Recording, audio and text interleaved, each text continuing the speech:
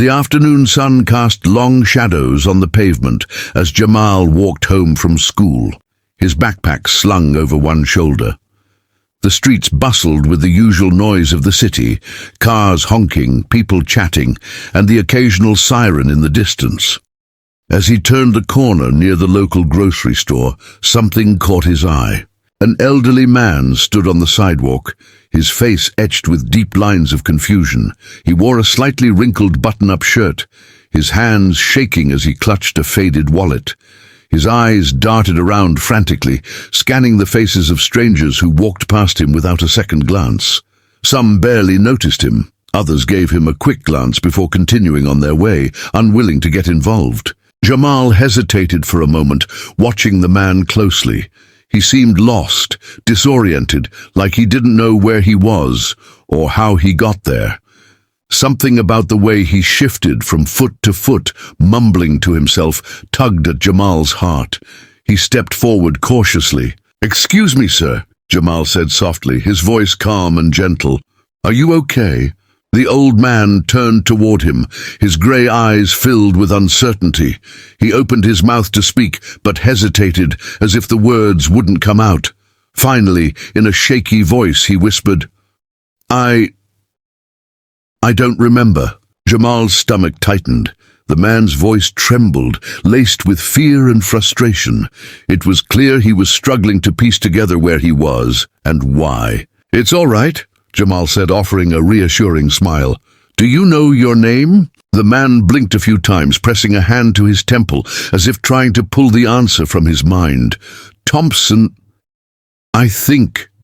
Yes, Thompson." He looked around again, his breathing uneven. "But I don't know where my home is." Jamal glanced around, hoping someone else might stop to help, but the world kept moving, oblivious. He could have ignored the man like everyone else, pretended he didn't see him, but something deep inside wouldn't let him walk away. "Do you have a phone?" Jamal asked. The old man fumbled with his wallet, pulling out a few old photos and a couple of dollar bills, but no phone. Jamal noticed the shaking in his hands and the growing distress in his eyes. "Okay, don't worry," Jamal said quickly. "We'll figure this out together."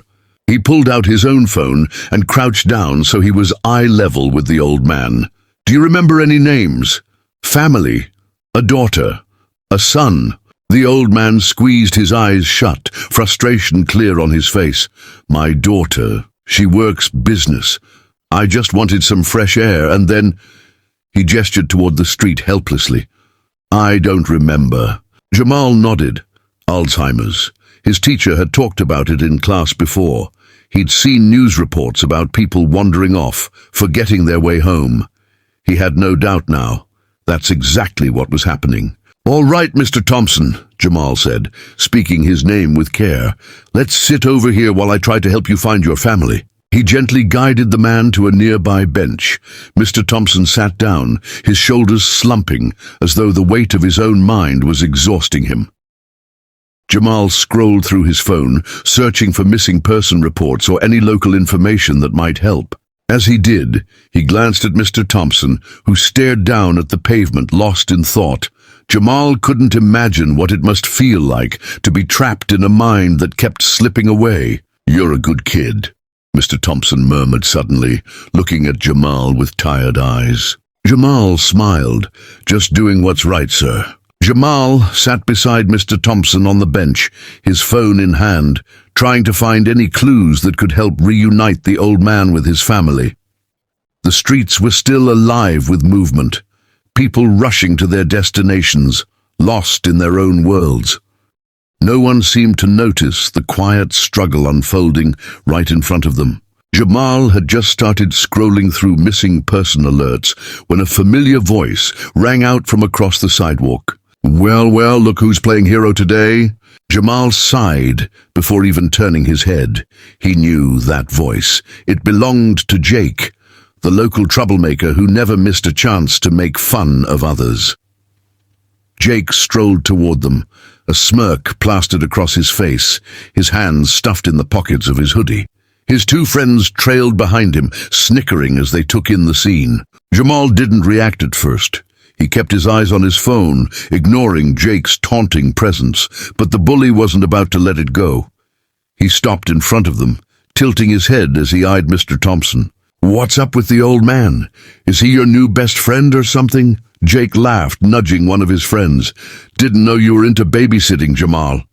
Jamal finally looked up, meeting Jake's gaze with calm determination. "He's lost," he said simply. "I'm helping him get home." Jake scoffed. "Lost?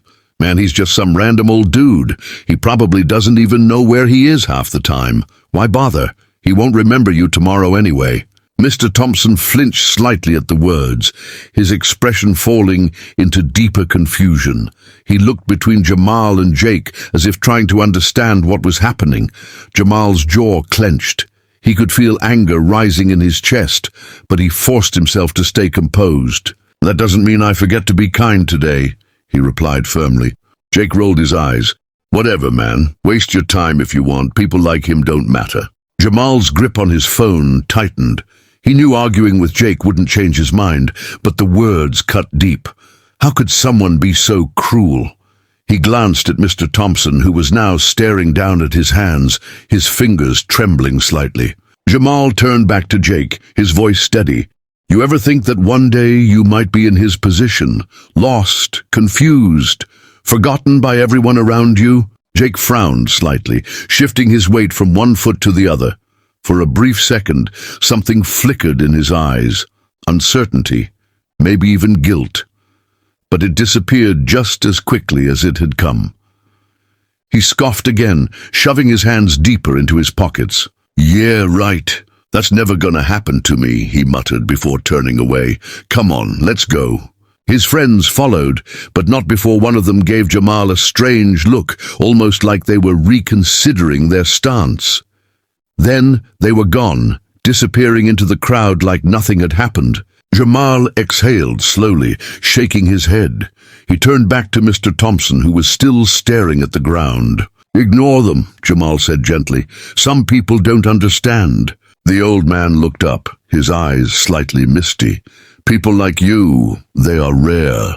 Jamal smiled faintly. "Nah, kindness isn't rare. Some people just need to see more of it." He pulled out his phone again and resumed his search. A sleek, black luxury car approached the curb, its polished surface gleaming under the afternoon sun. The hum of the engine was nearly silent as it came to a smooth stop, just a few feet away from the bench where Jamal and Mr. Thompson sat. Jamal noticed it immediately, glancing up from his phone as the car door swung open. A well-dressed woman stepped out, her heels clicking against the pavement as she rushed forward. Her face was filled with worry, her hands trembling slightly as she scanned the area. The moment her eyes landed on Mr. Thompson, relief flooded her features. "Dad!" she called out, her voice thick with emotion. Mr. Thompson lifted his head at the familiar voice, his expression flickering between confusion and recognition. He blinked rapidly, as if trying to clear the fog in his mind. Then, slowly, his lips parted. Lisa, the woman, Lisa, let out a shaky breath, her eyes welling up with tears as she knelt beside him. "Yes, Dad, it's me." She reached for his hands, holding them tightly as if afraid to let go. "I've been looking everywhere for you." Jamal watched silently, giving them space. He could see the love in her eyes, the overwhelming relief mixed with guilt and fear. "Taken. I went for a walk," Mr. Thompson mumbled, his gaze distant. "But I don't remember where. I don't remember where I was going." Lisa swallowed hard, brushing a gentle hand over his shoulder.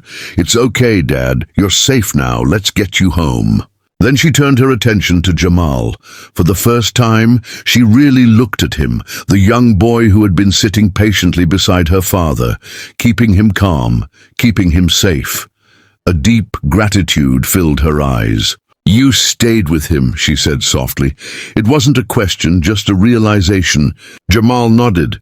"I couldn't leave him alone. He seemed lost." Lisa exhaled, shaking her head in disbelief. Most people would have walked right past him. They wouldn't have cared. Her voice broke slightly, the weight of the moment pressing down on her. "But you didn't just help him.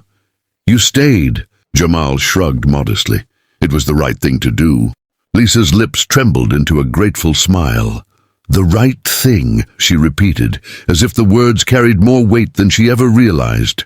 Behind them, the driver of the luxury car stepped out, waiting patiently.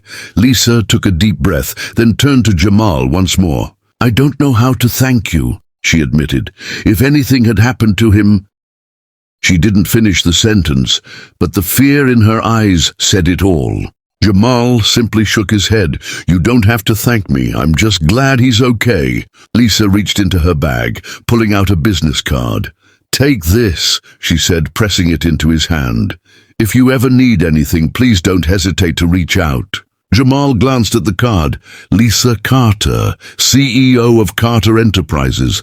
He blinked, surprised. He hadn't expected that. Lisa turned back to her father, helping him stand. Mr. Thompson looked at Jamal one last time, a flicker of recognition in his tired eyes. He reached out, patting Jamal's hand gently. "You're a good boy," he said softly. Jamal smiled. "Take care, Mr. Thompson." Lisa helped her father into the car, her eyes lingering on Jamal for a moment longer. Then, with one final grateful nod, she stepped inside, and the car pulled away, leaving Jamal standing there with the business card still in his hand. The evening air was cool as Jamal sat on his front porch, his mind still replaying the events of the day. He hadn't expected anything in return for helping Mr. Thompson. He had just done what felt right. But there was something about the way Lisa Carter had looked at him, like she had truly seen him, like she understood that kindness wasn't something everyone chose. He glanced at the business card she had given him earlier. Lisa Carter, CEO of Carter Enterprises. He had heard of the company before, a major firm with businesses across the state. He never would have guessed that the old man he had helped was the father of such a powerful woman. Just as he was about to put the card away, the deep rumble of an approaching car pulled his attention back to the street. The headlights of a sleek, black luxury vehicle illuminated the dim road as it slowed to a stop right in front of his house. Jamal's heart skipped a beat. The door opened and Lisa stepped out, still dressed in the elegant outfit she had worn earlier, but now with a softer expression on her face. She carried a small envelope in her hand. Jamal stood up, confused. "Miss Carter?" She smiled warmly. "Jamal, I hope I'm not disturbing you." He shook his head quickly. "No, not at all. Is Mr. Thompson okay?" She nodded. "He's safe at home, resting, but I wanted to see you." Jamal frowned slightly. "Me?" Lisa took a few steps closer, her heels clicking lightly against the pavement. "I couldn't stop thinking about what you did today," she said sincerely. "Most people would have ignored him, but you didn't. You stayed with him, made sure he was safe." Jamal shrugged. "I just did what anyone should do." Lisa smiled. "That's exactly why I'm here." She held out the envelope. "This is for you." Jamal hesitated before taking it. He carefully opened it, his eyes widening as he pulled out a neatly folded letter. His hands shook slightly as he read the words. An offer for a full scholarship to one of the best private schools in the city. He looked up, speechless. I don't understand." Lisa's expression softened. "I believe in rewarding kindness, Jamal. You have a bright future ahead of you, and I want to help you reach it." Jamal swallowed hard, unable to find the right words. No one had ever done something like this for him before. He had always worked hard, but opportunities like this never seemed to come his way. Lisa wasn't finished. She reached into her pocket and pulled out a set of car keys. "And this is a small token of my gratitude." Jamal's eyes darted between her and the keys, his heart racing. "A car," he whispered in disbelief. She gestured toward the luxury sedan parked in front of his house. "It's not brand new, but it's yours. I know you're young, but when the time comes, I want you to have it." Jamal shook his head, overwhelmed. I can't accept this. It's too much." Lisa chuckled. "You didn't hesitate to help my father when he needed it. Let me do something for you." Jamal's mother stepped out onto the porch, having overheard the conversation. She looked between Lisa and her son, her eyes filling with pride and emotion. "Jamal, "What's going on?" Lisa turned to her with a kind smile. "Your son is an extraordinary young man, and I just wanted to make sure he gets the opportunities he deserves." Jamal's mother covered her mouth, tears welling in her eyes. She looked at her son, shaking her head in amazement. "I always knew you had a good heart," she whispered. Jamal looked down at the keys and the letter, still struggling to believe it was real. Then finally he met Lisa's gaze and nodded. "Thank you," he said, his voice thick with emotion. Lisa smiled. "You earned it." With one last nod, she returned to her car. As she drove away, Jamal stood there, staring at the gifts in his hands. He had started the day by simply choosing kindness. Now his entire future had changed. The night felt different. The air was crisp, carrying a sense of change that Jamal couldn't quite explain. He sat on the porch, the keys Lisa had given him still clutched in his hand. The luxury car sat parked in front of his house, its sleek design standing out against the older vehicles lining the street. It didn't feel real. None of it did. His mother sat beside him, her eyes glistening with pride. "You have no idea how proud I am of you," she said softly. Jamal exhaled slowly, shaking his head. "I wasn't trying to get anything, Mom. I just saw someone who needed help." She smiled, reaching out to squeeze his hand. "That's exactly why this happened, Jamal, because you did something without expecting anything in return. That kind of kindness doesn't go unnoticed." Jamal thought about that for a moment. The world didn't always feel fair. He had seen people struggle, people like his mother working late nights just to keep food on the table. He had learned early on that life didn't always reward the good-hearted. And yet tonight felt like proof that maybe, just maybe, doing the right thing still mattered. His thoughts were interrupted by the sound of footsteps approaching. He turned to see a familiar figure walking toward his house. "Jake." Jamal stiffened slightly. He hadn't seen Jake since earlier that day, when the bully had mocked him for helping Mr. Thompson. What was he doing here now? Jake stopped at the edge of the porch, shoving his hands into his hoodie pockets. He glanced at the luxury car, then at Jamal, his expression unreadable. "So, that lady really gave you all this?" Jamal nodded slowly, unsure where this was going. "Yeah.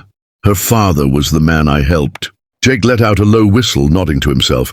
"Man, that's crazy." Silence stretched between them. Jamal expected a sarcastic remark, maybe another joke at his expense, but instead, Jake shifted awkwardly.